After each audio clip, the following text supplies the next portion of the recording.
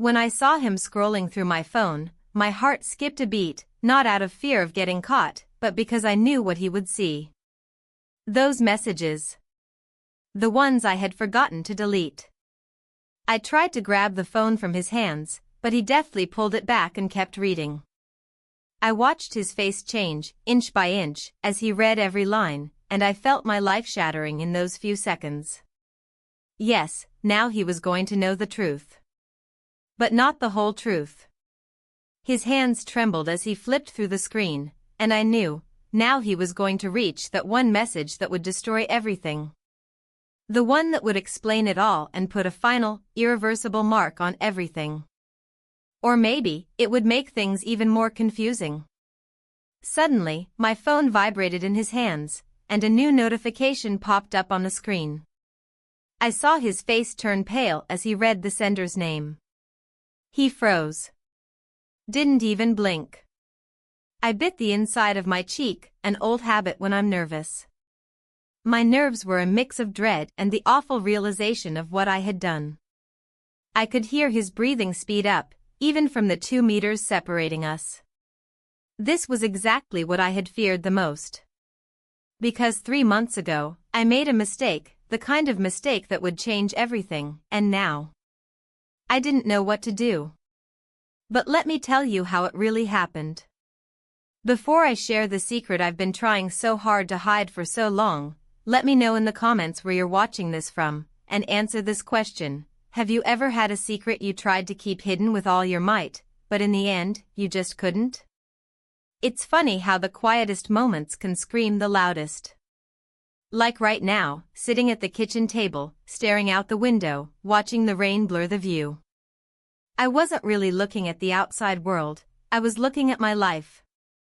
How many times have I found myself in this exact spot, the same table, the same view, but always with this gnawing emptiness in my chest? It's been years, really. It started small, just a sense that something was missing. Then, it became bigger, more noticeable, until it felt like this hole inside of me was all I could feel. I didn't have the luxury of dwelling on it, though. Life, as it often does, moved on without asking for permission. I worked, I cooked, I cleaned, I took care of everything that needed to be taken care of. And I did it all without a second thought. But inside? I was hollow. I suppose I could blame my marriage, though it wasn't entirely the fault of the man I had married. He wasn't a bad person, not at all. But somehow, we had become strangers. He was busy, always busy, and I was left to fill the gaps. Sometimes, I'd try to talk to him about it, to express how I was feeling. But his responses were always the same, quick, dismissive. You know I'm doing this for us, he'd say. And of course, I knew he was right. But knowing something doesn't always make you feel better. The truth was, I hadn't felt truly loved in years. I wasn't even sure when it had started, but I could trace it back to those long nights when I would lie awake in bed, waiting for him to come home. He'd come in, his clothes still smelling like work, and I'd lie there, pretending to sleep, wishing for something more.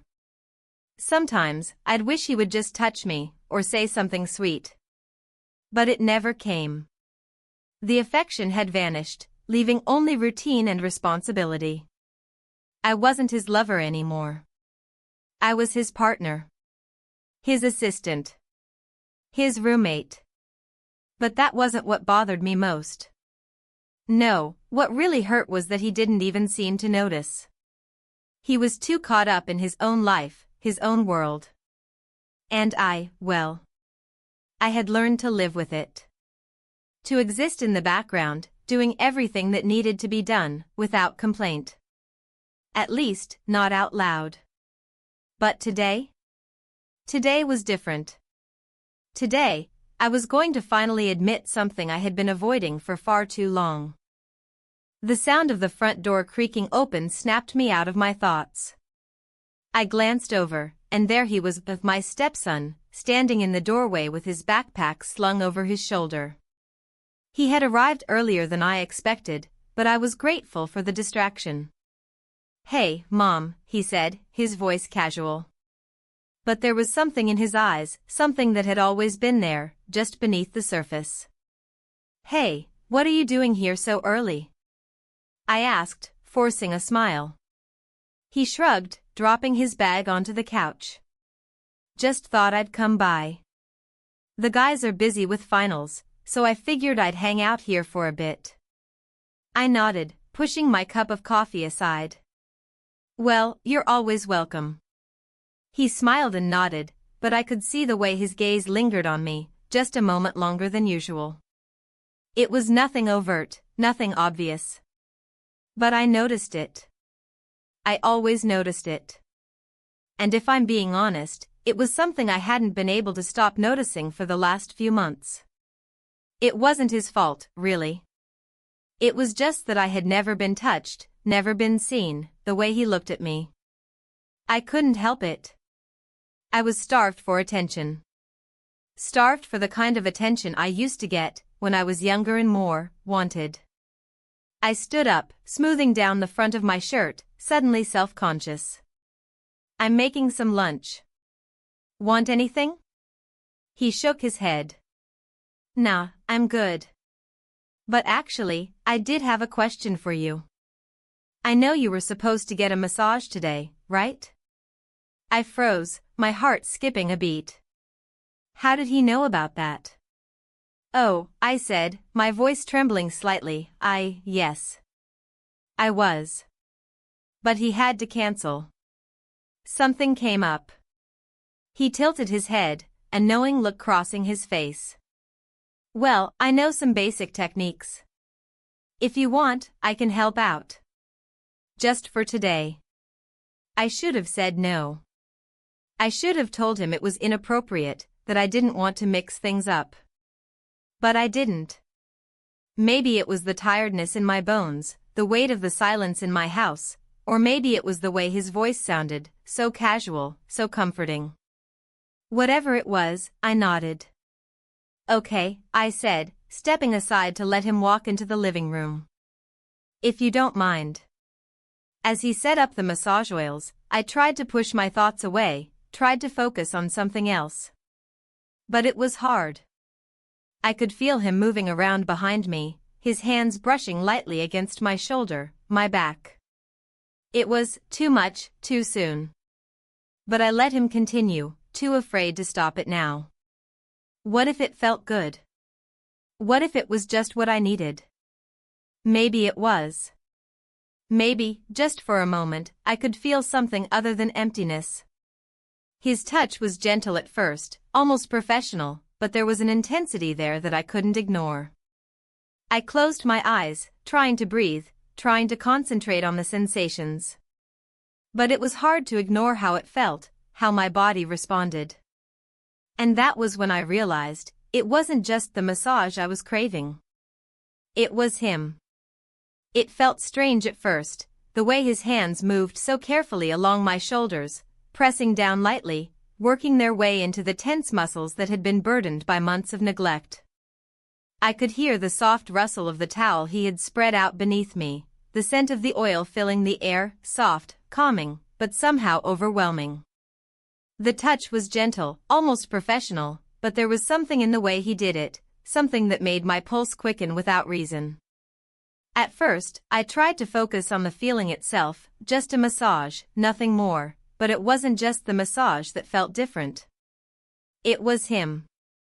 The way his fingers glided across my skin, the way he paused just long enough to make me feel every touch. There was nothing overtly inappropriate in it, nothing that would make anyone else question the situation. But there was something undeniably intimate in his touch, in the way he seemed to sense every knot in my body, every area where the tension had settled. I tried to push the thought away, to focus on the physical relief that the massage was supposed to bring. My mind told me to keep my composure, to not let the subtle but unmistakable shift in the air distract me. But it was hard. I couldn't help it. The weight of my own loneliness seemed to press in on me from all sides, and his presence, his touch, was the only thing that momentarily made it feel like I wasn't just existing, like I was actually alive. His hands moved lower, and I tensed. It wasn't something he had done, it was just the natural progression of the massage, but I couldn't shake the discomfort that crept up my spine. I tried to breathe through it, tried to tell myself it was nothing, that he was just trying to help, but there was a tightness in my chest that wouldn't go away. I could feel my body reacting, whether I wanted it to or not, and that terrified me.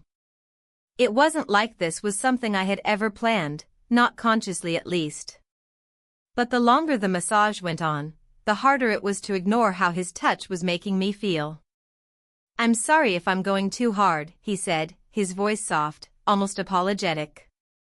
"No, it's fine," I replied, my voice a little thinner than I had intended. "It feels good, really."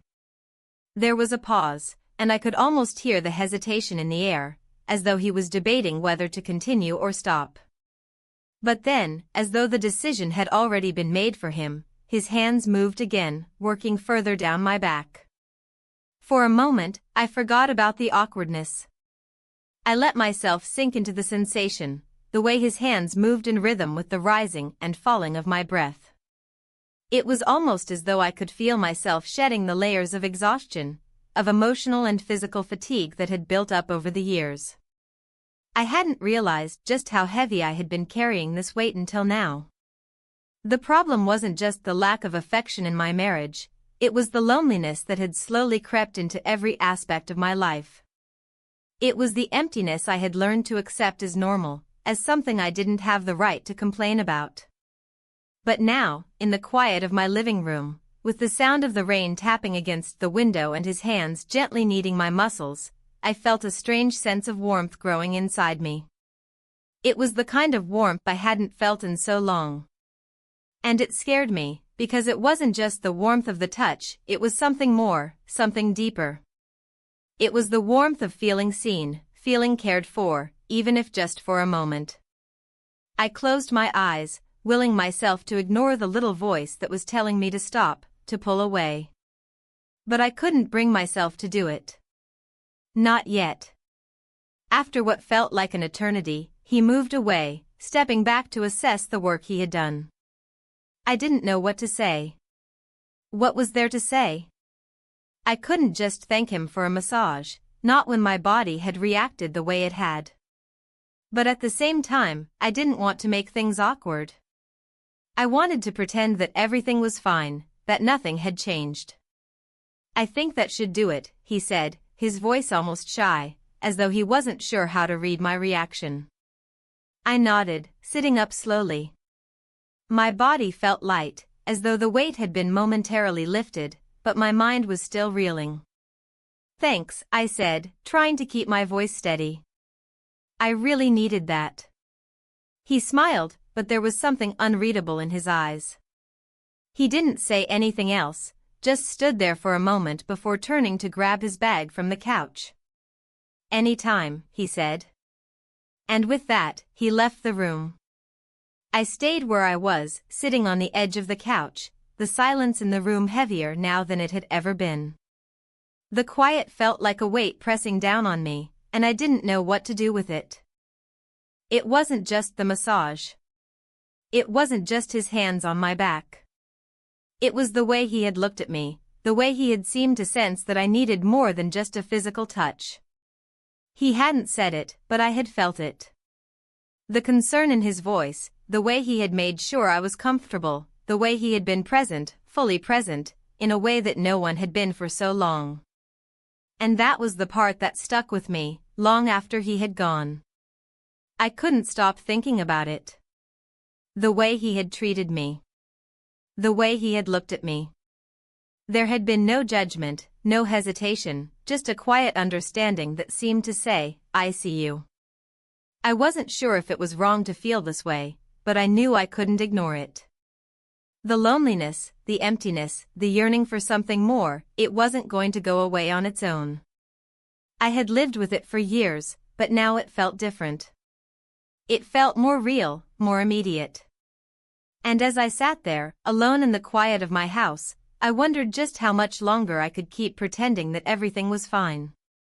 How much longer I could keep pretending that the life I had built was enough to fill the void I felt inside. But as the rain continued to fall outside, I realized something I hadn't allowed myself to realize before. Maybe it was time to stop pretending. Maybe it was time to confront the truth of what I was feeling, to admit that I wasn't just tired of being alone.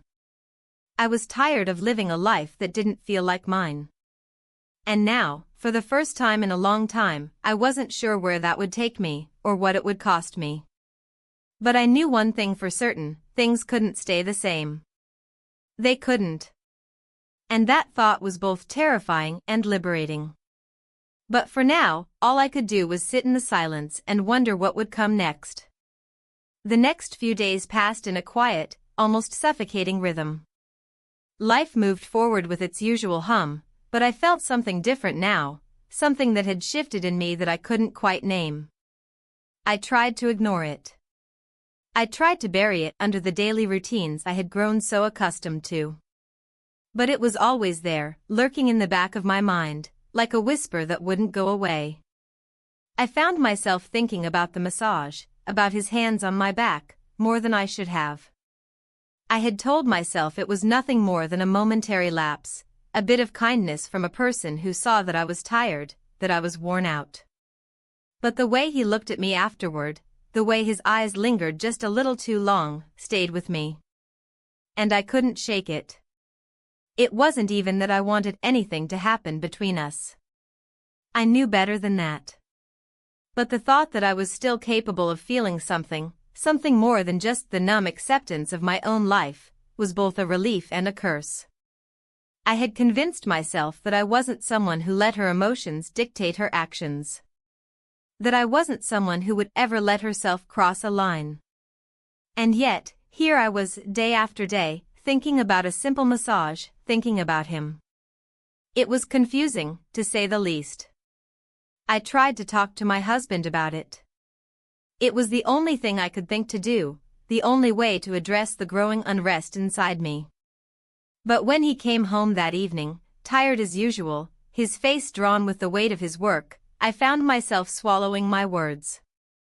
How could I tell him about this feeling, this strange disquiet, without sounding ridiculous?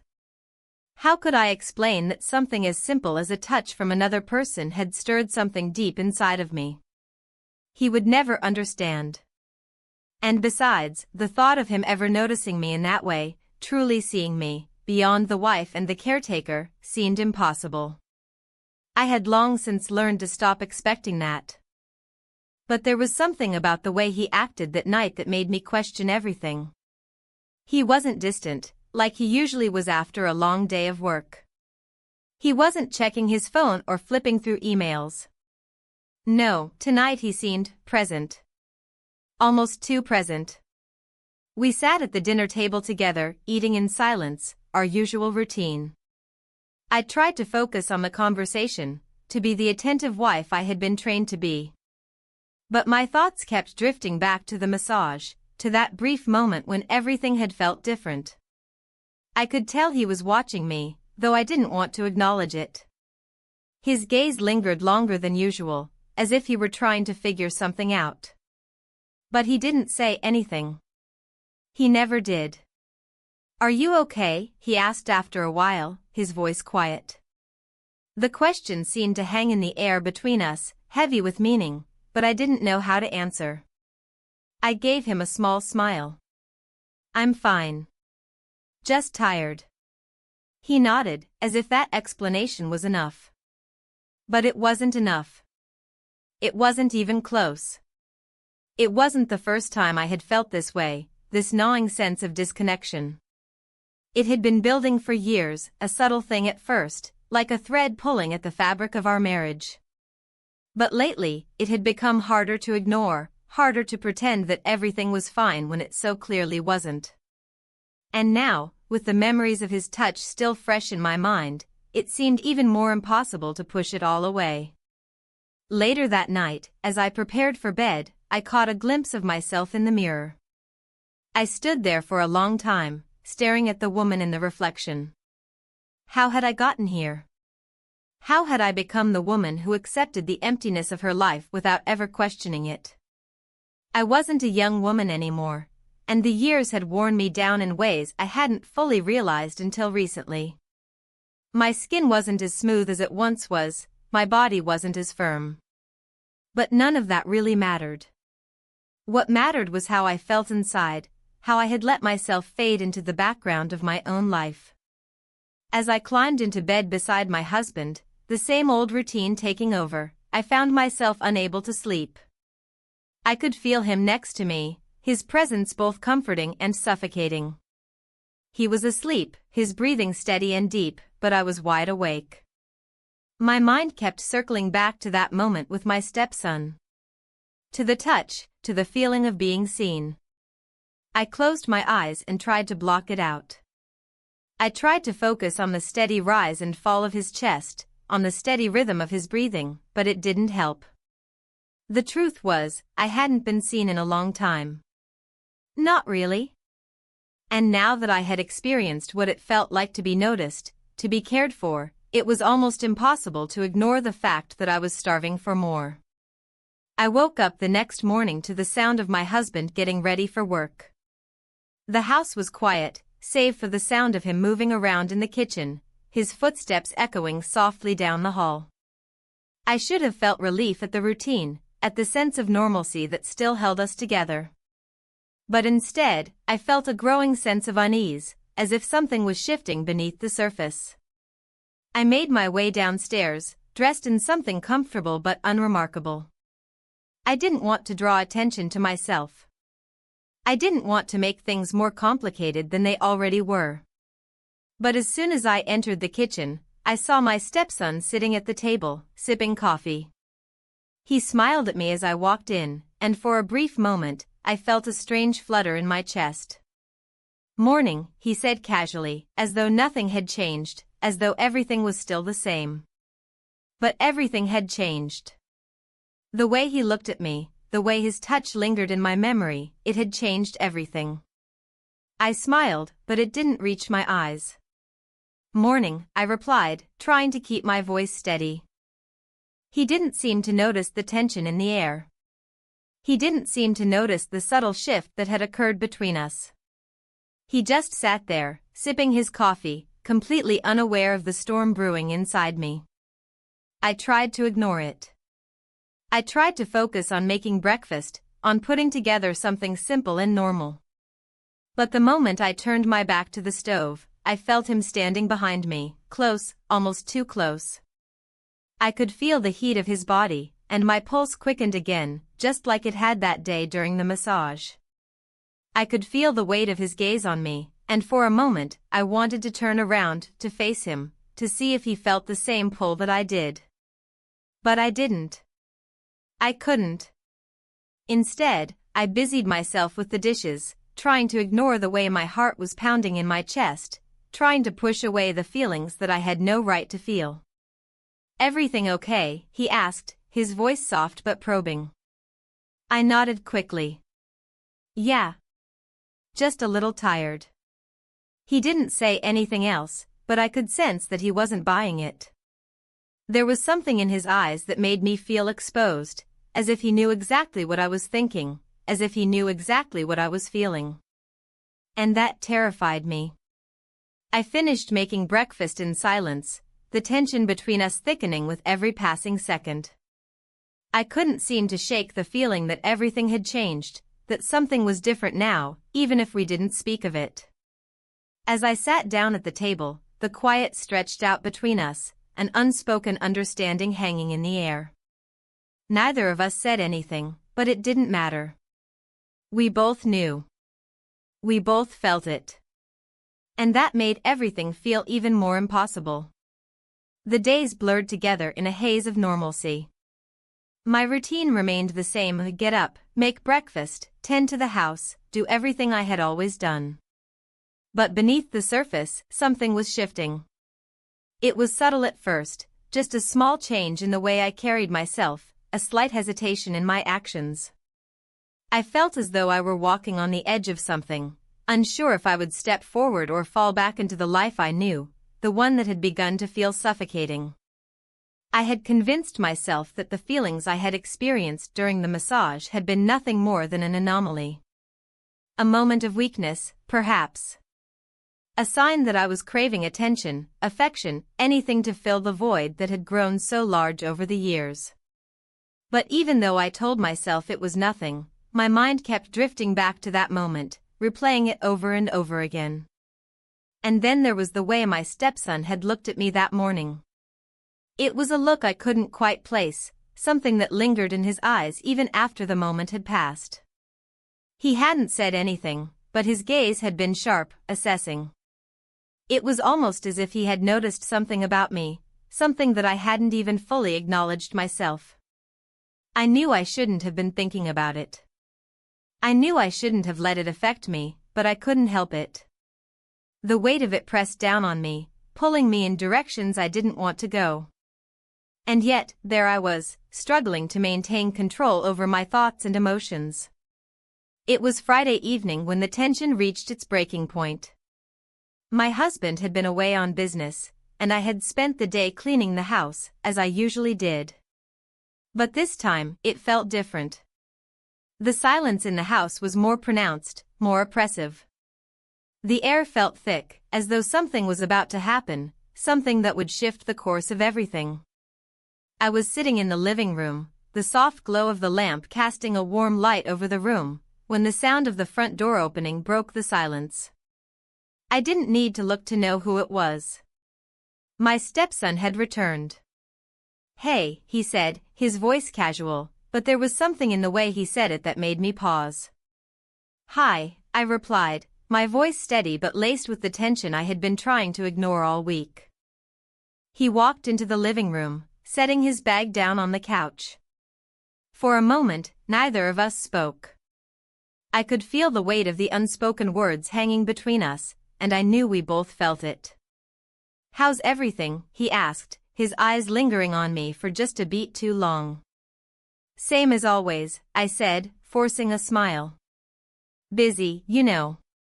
He nodded, but there was an odd glint in his eyes. I know the feeling. I didn't know how to respond. There was something in the air, something that felt off. I couldn't place it, but I could feel it. He sat down on the couch, his posture relaxed, but there was an intensity to his presence that I hadn't noticed before. He wasn't just sitting there, he was watching me, waiting for something. And I wasn't sure what that something was. I tried to ignore the feeling, to focus on the mundane things, the television, the soft hum of the refrigerator in the background, but it wasn't enough. The silence between us grew heavier, thicker. I could feel it pressing against my chest, making it harder to breathe. I stood up, needing to do something, anything, to break the tension. "I'm going to make dinner," I said, moving toward the kitchen. "You want something?" "No, I'm good," he said, his voice soft, almost too soft. I nodded, but I didn't turn around. I didn't want to look at him, not with the way the air between us felt so charged. I busied myself in the kitchen, trying to concentrate on chopping vegetables, stirring the sauce, doing anything to keep my mind occupied.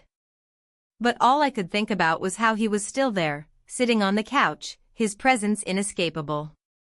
It wasn't until I heard his footsteps behind me that I finally turned around. He was standing in the doorway of the kitchen, his expression unreadable. He wasn't smiling, but he wasn't frowning either. There was just nothing. "Can we talk?" he asked, his voice low, as if he were hesitant to say the words aloud. I opened my mouth to respond, but nothing came out. I didn't know what he wanted to talk about, or why he had that look in his eyes. But there was a certain gravity to his question, something that made it impossible for me to brush him off. I nodded, unable to form a coherent response. He stepped into the kitchen, the space between us closing. I could feel the warmth of his body, the heat of his presence filling the room. He wasn't close enough to touch me, but it felt like he was. And in that moment, I realized that I didn't want to move away. "I've been thinking about everything," he began, his words slow and deliberate. And I think we both know that things aren't the same anymore. I swallowed, my throat dry.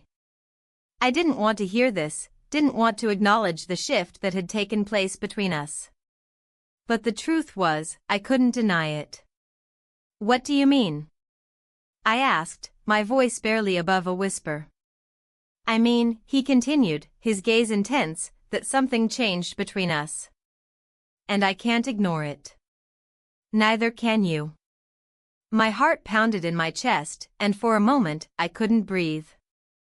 The room felt like it was closing in around me, and I had no idea how to respond. He stepped closer, just enough that I could feel the heat radiating off of him. I wanted to step back, to create some space between us, but I couldn't move. I don't want things to be weird between us, he said, his voice softer now, almost pleading. But I can't stop thinking about what happened. I can't pretend like it didn't mean something. I didn't know what to say. How could I say anything when I felt the same way? How could I deny the truth when I had spent so long pretending everything was fine? For a long time, neither of us said anything. The silence stretched out, thick and suffocating, until it felt like I couldn't take it anymore. I don't know what to do, I finally said, my voice trembling. I don't know what any of this means.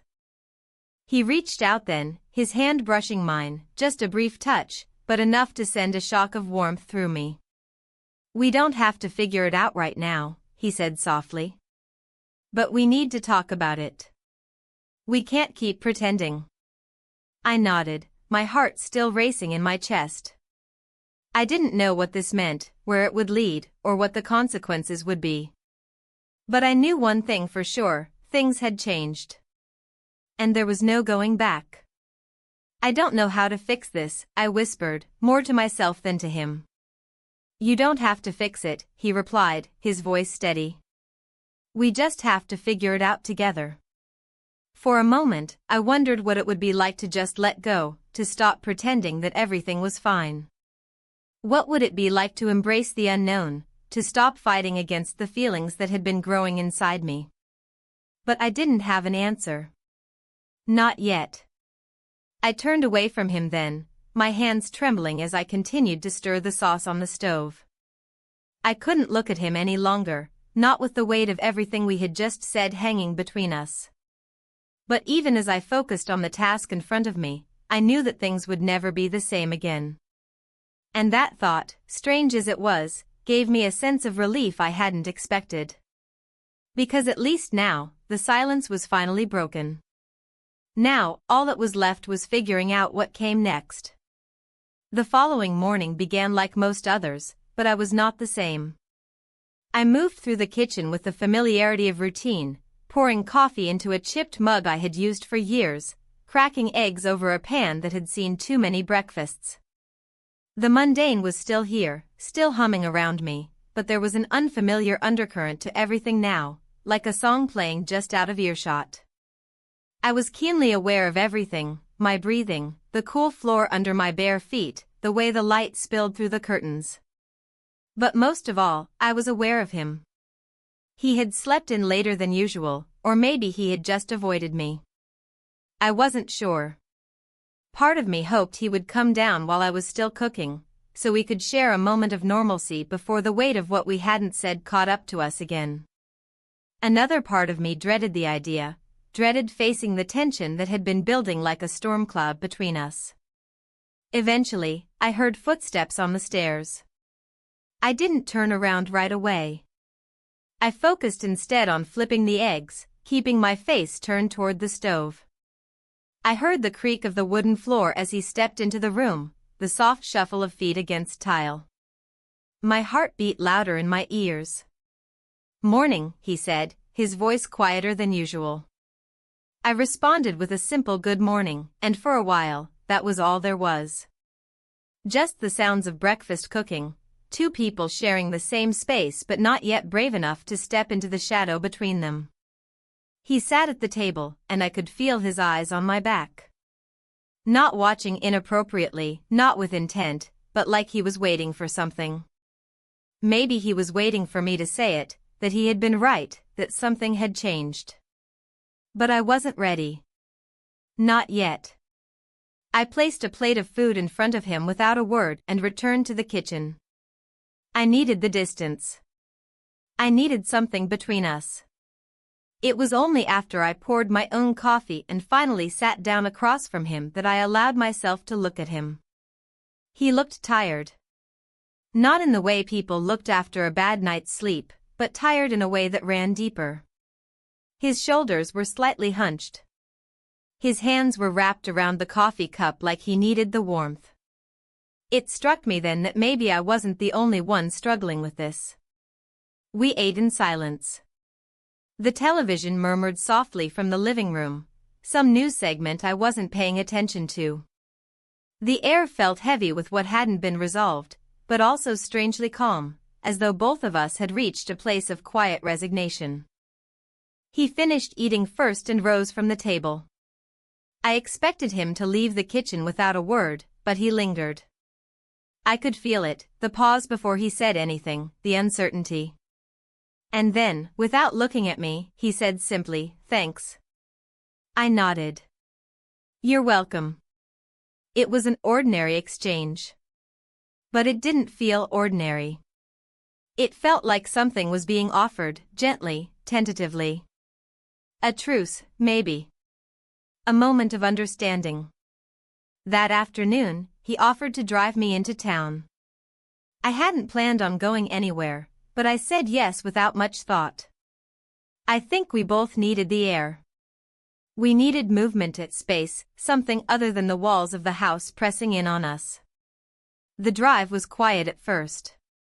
The windows were down slightly, letting in the breeze. I watched the trees blur past, the soft sway of branches, the shift of shadows on the road. Everything felt slow, deliberate. We didn't talk much. There was a comfort in the silence, though it wasn't the kind of silence that hides things. It was the kind that waits for the right moment. We stopped at the grocery store. I walked the aisles like I always did, picking out the things we needed, fruit, bread, and new bag of coffee. He stayed close, helping me carry the heavier items. It was all simple. Kind. Normal. But there was a moment, in the frozen foods section, when our hands brushed. I reached for something on the shelf, and so did he. We touched for only a second, but it was enough. We both pulled away at the same time, and then looked at each other. There was no embarrassment, no apology. Just quiet acknowledgement. When we got back to the car, I sat with my hands folded in my lap, unsure of what to say. The tension wasn't sharp anymore. It had softened, turned into something more complex. Not quite clarity, but not confusion either. He turned the key in the ignition, but before putting the car in gear, he glanced over at me. I turned to meet his eyes. And then, without another word between us, we kissed. It wasn't dramatic. It wasn't drawn out. It was brief, just enough to remind us both that the line we had been circling had finally been crossed. And when we pulled away, we didn't speak. We didn't need to. The air said enough. The rest of the drive home was quiet again, but it wasn't heavy. There was no guilt hanging over us, no immediate regret. There was only the awareness that everything had shifted again, just slightly. That nothing would be quite the same from this point forward. Back at the house, we unpacked the groceries. The simple tasks helped ground us, kept us from spiraling into whatever questions would inevitably follow. I washed the fruit while he sorted the pantry, both of us moving as though we were trying to hold on to the normalcy just a little longer. Later, after he went upstairs, I sat in the living room alone. The afternoon light was fading, casting long golden streaks across the floor. I looked at the empty space beside me on the couch and thought about everything that had led to this day, not just the kiss, but the years before it. The silence in my marriage. The slow fading of touch. The way I had slowly lost myself in the rhythm of someone else's life. I wasn't proud of what had happened. I wasn't proud of the kiss or the thoughts that had preceded it. But I also wasn't ashamed. For the first time in a long time, I felt like someone had seen me, not as a role, not as a responsibility, but as a person.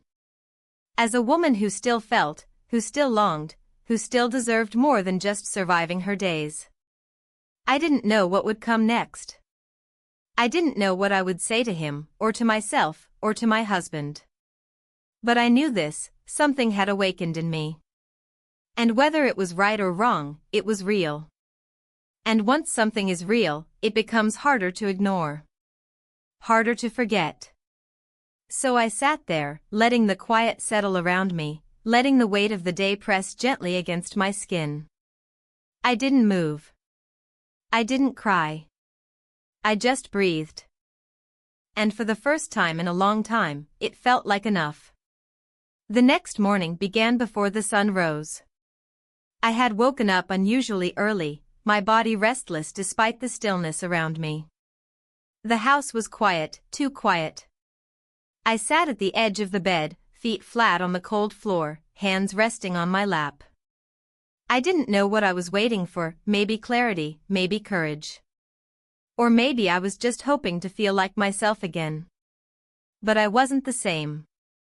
Something about the previous day had cracked the foundation I had so carefully built over the years. That kiss, short, silent, and undeniable, lingered in the back of my mind like a song I couldn't forget. And yet, when I looked at myself in the mirror that morning, I didn't see someone scandalous or lost.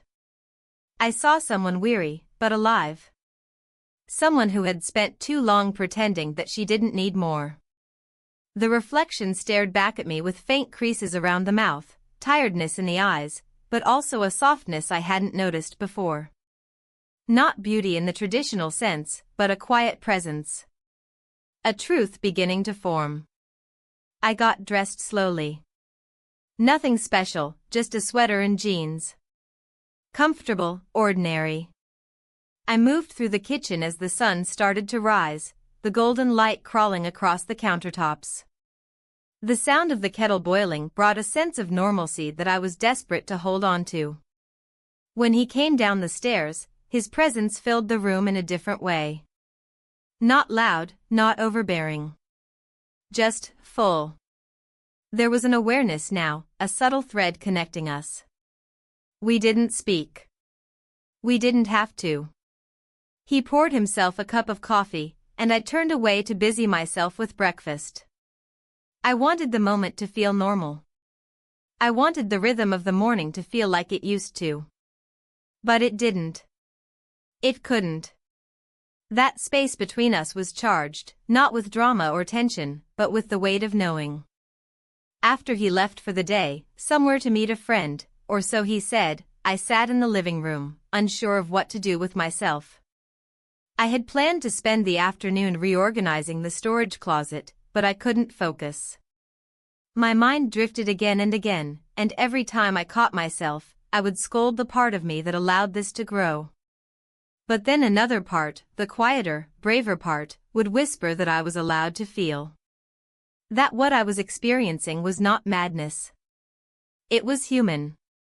By midday, I couldn't take the silence anymore. I called my husband. He answered on the third ring, voice flat and distracted. He was in the middle of something, he always was. I asked him how the trip was going. He told me about a client meeting, a delayed flight, the weather in the city. I listened. I nodded even though he couldn't see me. And then, because I couldn't think of what else to say, I asked him if he would be home this weekend. There was a pause. He said he wasn't sure. That it depended on how things went tomorrow. I told him we were doing fine here. He told me to tell his son he said hello. I did. We ended the call a few minutes later. No mention of missing each other. No warmth. Just the functional exchange we had become so used to.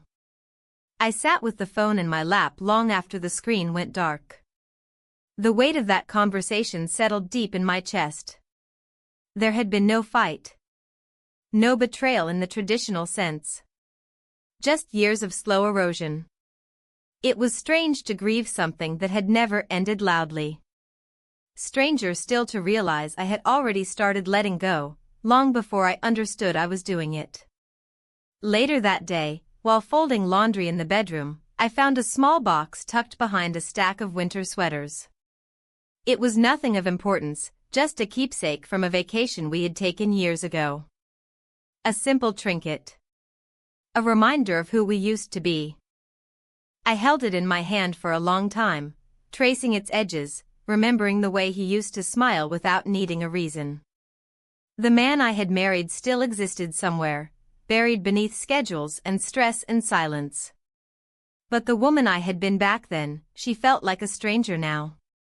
I placed the box back in the drawer and stood for a moment, unsure of what I was grieving more, the marriage that no longer felt like a partnership, or the version of myself who used to believe that love didn't need tending. That evening, he returned home. He didn't announce himself, he never did. I heard the sound of the front door opening, the low thump of a bag being placed on the floor. I froze for a second, my body stiff with surprise. I hadn't expected him until the weekend. He entered the kitchen a few moments later, removing his jacket. There was something different in his eyes, though I couldn't tell what it was. Fatigue, perhaps. Or maybe just the slow realization that something had shifted in the air. We exchanged pleasantries. How was the trip? How were things here? It was polite, measured. I offered him tea, and he accepted. We sat at the table like we always did, but the silence was no longer comfortable. It was edged with something unsaid. I wondered if he sensed it. I wondered if he knew. The rest of the evening passed quietly. We moved through the motions like actors in a well-rehearsed play. Dishes, lights off, separate sides of the bed. He fell asleep quickly, his breathing even. I stared at the ceiling, trying to ignore the ache in my chest. I couldn't tell if it was guilt or clarity. Maybe both. I woke up early again the next day. I moved carefully, not wanting to disturb him. He needed the sleep. Or maybe I just needed to be alone for a little longer. The house was still, but my thoughts were loud. I stood by the window, watching the morning light creep across the lawn. The world kept turning, even when everything inside felt paused. Eventually, I stepped outside barefoot, the grass cold against my feet. I stood there for a long while, breathing in the stillness, letting the air settle my thoughts. And in that moment, something inside me softened. Not everything needed to be decided right away. But something was coming. A conversation. A shift. A choice. And I would be ready for it. Maybe not today, maybe not tomorrow. But soon. Because silence only holds for so long before it becomes something else entirely. The days after that morning were the same and yet different. The routine hadn't changed, at least, not on the surface. I still woke up early, still made breakfast, still moved through the motions of my life with a practiced ease that I had perfected over the years. But inside, everything felt unsettled, like a song with no clear rhythm. There was a constant hum of tension, a quiet undercurrent that followed me from room to room, from task to task. I tried to tell myself that it was just my mind playing tricks on me, that I was overthinking. But every time I looked at him, every time I crossed paths with him in the hallway or the kitchen, I felt the weight of what had happened. It was unspoken, but it hung there, between us, like an invisible thread that kept us connected, even when we weren't saying anything. He didn't mention the kiss. Not once. I wondered if he was waiting for me to bring it up. Maybe he was waiting for me to make the first move, to say something that would give us direction. But I couldn't. I wasn't sure where this was leading, and I didn't know how to navigate it. One evening, he came home later than usual. I was sitting on the couch, a book open in my lap, but my mind was elsewhere. I hadn't heard from him all day, and the silence felt heavier than usual. When he entered, he didn't say anything. He just hung his coat up and walked into the kitchen. I could hear the clink of the refrigerator door opening, the quiet rustle of him preparing a snack, but I didn't move. I didn't know what to say. After a few minutes, he appeared in the doorway of the living room, leaning against the frame.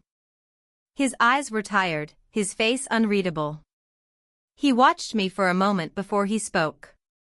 "Are you all right?" he asked, his voice quieter than usual. I looked up from my book, startled. It was such a simple question, but it felt loaded. I had been avoiding that question for weeks, ever since everything had started to change. But now, in that moment, I found myself confronting it head-on. "I don't know," I said quietly, closing the book and setting it aside. "I don't know what's happening anymore." He didn't move. He just stood there, waiting for me to continue, but I wasn't sure what else to say. The silence between us felt like a canyon, so wide and deep that no words could bridge it. "I didn't expect things to be this complicated," I said, the words slipping out before I could stop them. "I didn't expect to feel so confused." He nodded slowly, his expression unreadable. "I don't want things to be complicated either," he said. "But it feels like they already are." His words hung in the air, heavy with the weight of everything we hadn't said. There was no turning back now. The reality of the situation had sunk in, and there was no going back to how things were before. I knew it, and he knew it.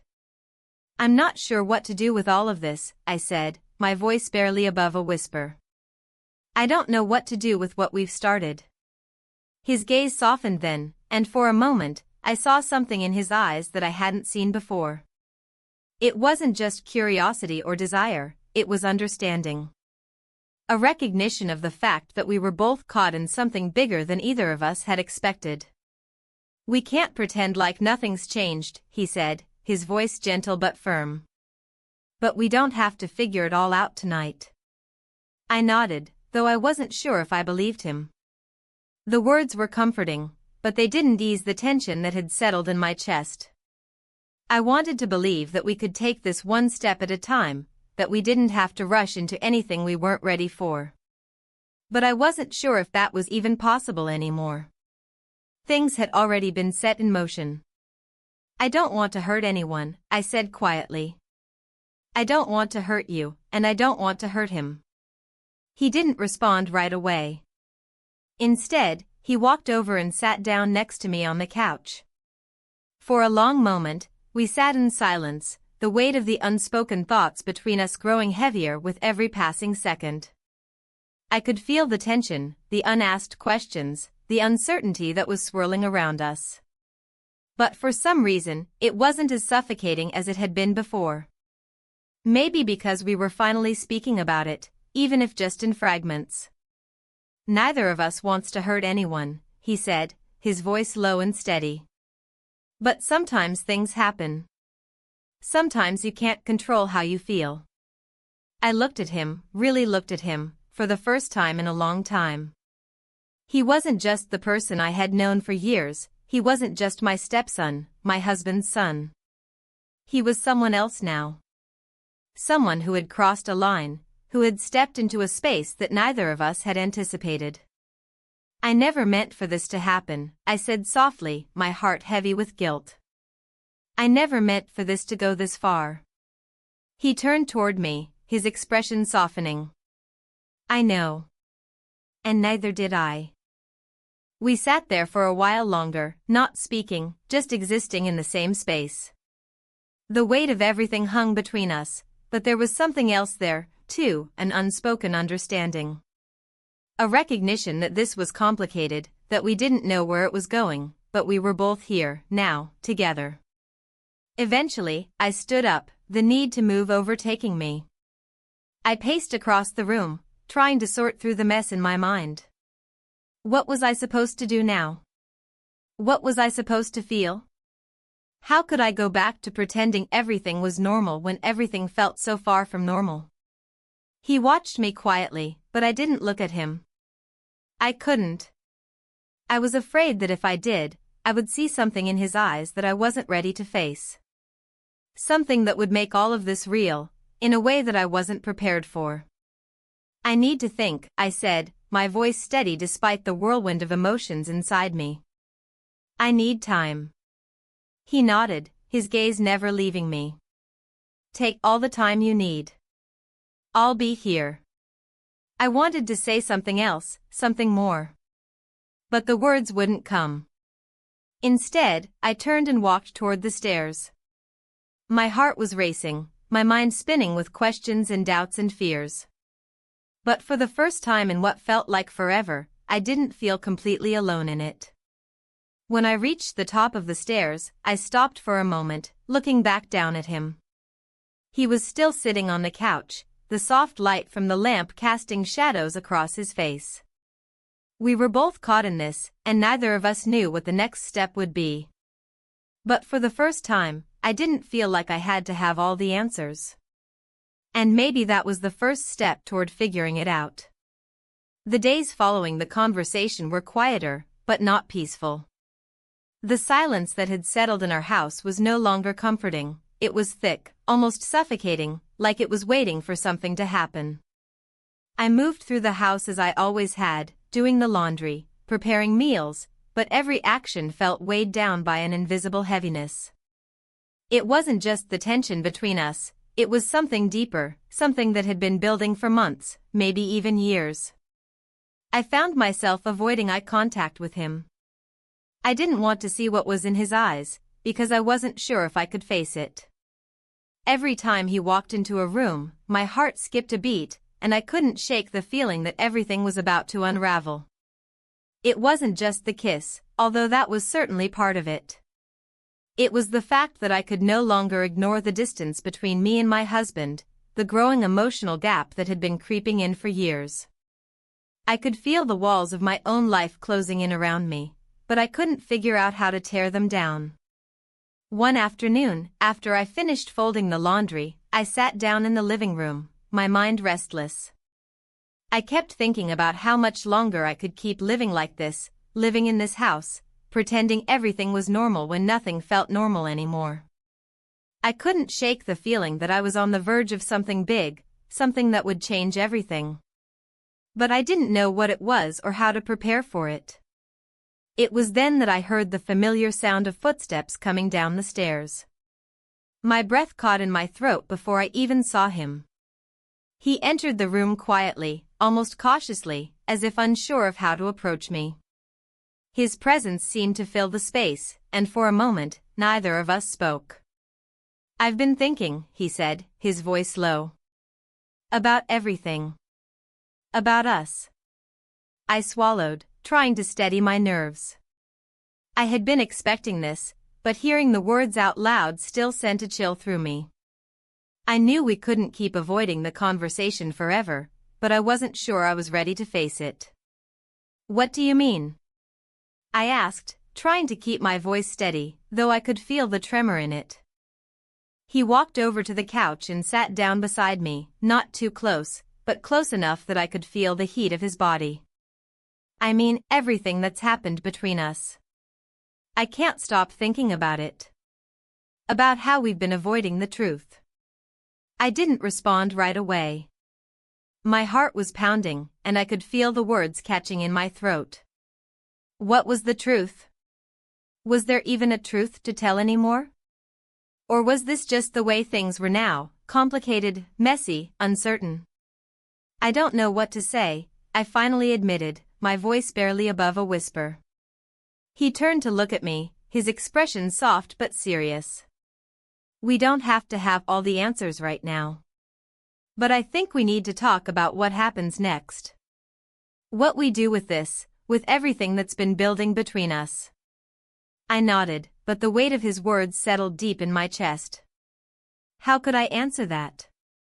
How could I know what came next when I didn't even know where I stood anymore? "I don't want to hurt anyone," I said, my voice thick with emotion. "I don't want to hurt you, and I don't want to hurt him. But I don't know how to fix any of this."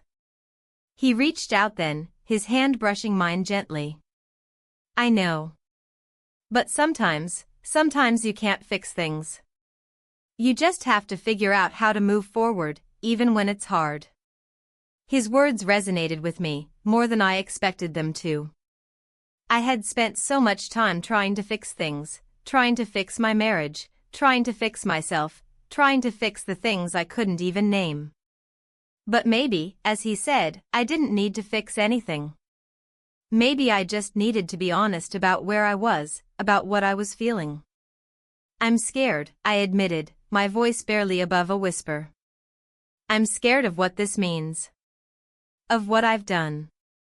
Of what it could mean for everything. He didn't say anything at first, but his hand remained on mine, warm and reassuring.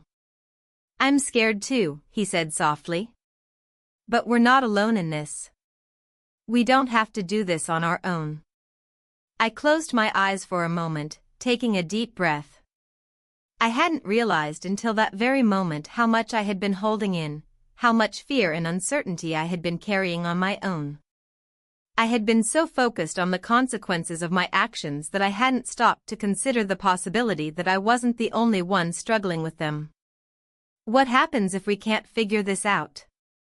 I asked, my voice quiet and uncertain. What happens if everything falls apart? He looked at me then, his expression soft but steady. I don't know. But I think we have to face that possibility, don't we? We can't pretend like things are fine when we both know they're not. But whatever happens, I want us to be honest with each other. We can't keep avoiding this. I nodded, the weight of his words sinking in. For the first time in a long while, I felt a shift inside me. It wasn't a sudden revelation or an epiphany. It was more like the first crack in a dam, the beginning of something that might take time to understand fully. But it was a start. I don't know where this is going, I said softly, my voice trembling slightly. But I think I'm ready to figure it out. He squeezed my hand gently. I'm here, he said. I'm not going anywhere. For a moment, we sat there in silence, the unspoken understanding between us filling the space. There was no magic solution, no quick fix to everything that had happened. But in that moment, I realized that maybe, just maybe, it wasn't about fixing everything. It was about acknowledging the messiness, the uncertainty, and figuring out how to move forward, even when we didn't have all the answers. The rest of the evening passed in quiet uncertainty. There were no more words between us, but there didn't need to be. I was starting to understand that sometimes, the most important things aren't said aloud. Sometimes, it's the quiet moments, the shared understanding, that speak the loudest. That night, as I lay in bed, I turned over and looked at him, his back turned to me. For the first time in weeks, I felt a sense of peace settle in my chest. Not resolution, not certainty, but peace. The kind of peace that comes from knowing that even when everything is uncertain, you're not alone. And that, for now, was enough. The days after that night seemed to stretch out endlessly, each one feeling like a slow turning of the page, the uncertainty of what would come next hanging over me like a dark cloud. The house felt quieter, more isolated in a way that I couldn't explain. Maybe it was because we were all pretending to go on as though nothing had changed, but everything had changed. Nothing could ever be the same again, no matter how much we tried to return to the familiar. I had gotten used to the silence, the space between us, but it didn't feel like peace anymore. It felt like waiting for something to break, something to give way. We hadn't spoken more than necessary since our conversation. The weight of the unspoken was still there, but neither of us had the courage to push forward or to back away. I think we both were waiting for some kind of sign, a moment of clarity, though neither of us knew exactly what it would look like. Each day felt like I was drifting in a fog, caught between two worlds, one where I could keep pretending everything was fine, and one where I had to confront the truth, where I had to admit that the life I had been living wasn't the life I wanted anymore. I had always prided myself on being strong, on keeping my emotions under control. But now, I couldn't stop the way my heart raced whenever he was in the room. I couldn't ignore the way my thoughts seemed to gravitate toward him, to the way he looked at me with that quiet understanding in his eyes. I had been avoiding him for so long, but now, I found myself seeking his presence, looking for something, anything, that would make me feel less alone. But I wasn't sure what I was looking for. And that scared me. Because the more I thought about it, the more I realized that I didn't know who I was anymore. I didn't know what I wanted or who I wanted to be. And I certainly didn't know what I wanted from him. That afternoon, I found myself standing in front of the mirror in the bedroom, staring at my reflection. The woman who looked back at me was unfamiliar. She was older, yes, but that wasn't what bothered me. It was the way her eyes seemed to carry so much weight, so much uncertainty. I looked at myself, and I wondered when I had stopped being the woman I used to be. When had I stopped feeling alive? I couldn't tell if it was the stress of the past few months, or if it was something deeper. But I knew that something inside me had changed. I had changed. And I didn't know how to get back to the way things were. I turned away from the mirror, my heart heavy with the thought of what was to come. It felt like I was standing at the edge of something I couldn't control. It was terrifying. It was freeing. And I didn't know which way to go. The sound of the front door opening broke the silence, pulling me from my thoughts. I could hear his footsteps as he walked through the hallway, the familiar sound of his presence. I didn't turn around, but I knew he was there. I could feel it, the way the air seemed to shift when he entered the room. He stood in the doorway for a moment, watching me, and I felt his gaze on the back of my neck. I didn't move, didn't speak, but I could feel the tension between us building. I didn't know what he wanted, or what I wanted from him. I didn't even know if I wanted him to say anything, or if I just needed him to leave me alone. But I couldn't shake the feeling that this was the moment. The moment where everything would either fall apart or fall into place. "Can we talk?" His voice was soft, but there was an intensity behind it that made my heart skip a beat. I turned to face him, my breath catching in my throat. He stood there, looking at me with those eyes that I could no longer ignore. I wanted to look away, to pretend like this wasn't happening, but I couldn't. I was frozen in place, my body betraying me, unable to move. "I don't know what to say," I whispered, my voice shaking slightly. "I don't know how to fix any of this." He took a step forward, slowly, deliberately, but still keeping a respectful distance between us. "I don't think there's anything to fix," he said, his voice steady. "But we can't keep pretending like nothing has changed." I swallowed hard, the lump in my throat growing. He was right. We couldn't keep pretending. The truth was staring us in the face, and I could feel the weight of it pressing down on me. "I don't know what I'm supposed to feel," I admitted, the words tumbling out before I could stop them. "I don't know what to do with all of this. I don't know what any of it means." He was quiet for a moment, as if weighing my words. Then, he stepped closer, just enough that I could feel the heat of his body, but not close enough to touch. His presence was overwhelming, and yet I didn't want him to leave. I didn't want him to go anywhere. "You don't have to know everything right now," he said, his voice gentle. "We don't have to figure this all out today. But we have to be honest with each other. We can't keep pretending that this isn't real." I nodded, my heart heavy with the truth of it. "I'm scared," I whispered, the words barely audible.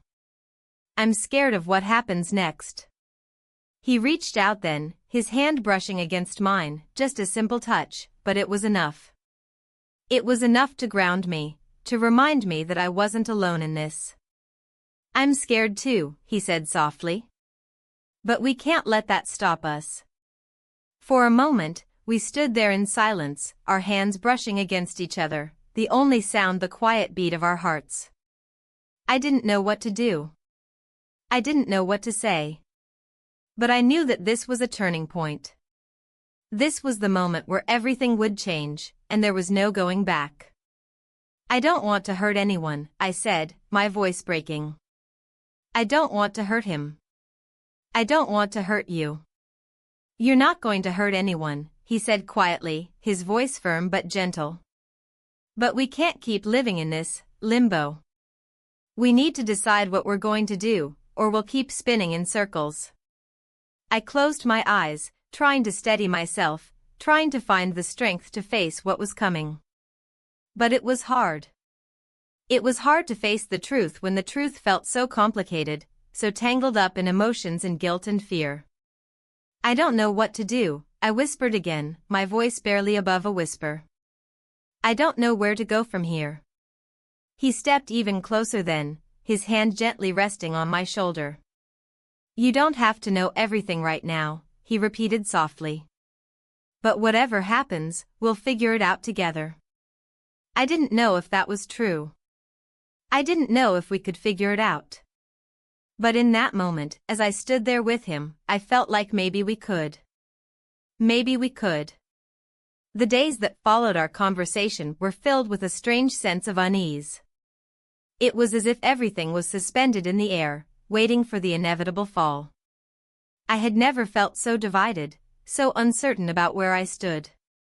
My life, which had once felt like a steady current, now felt like a river running wild, pushing me in directions I wasn't ready for.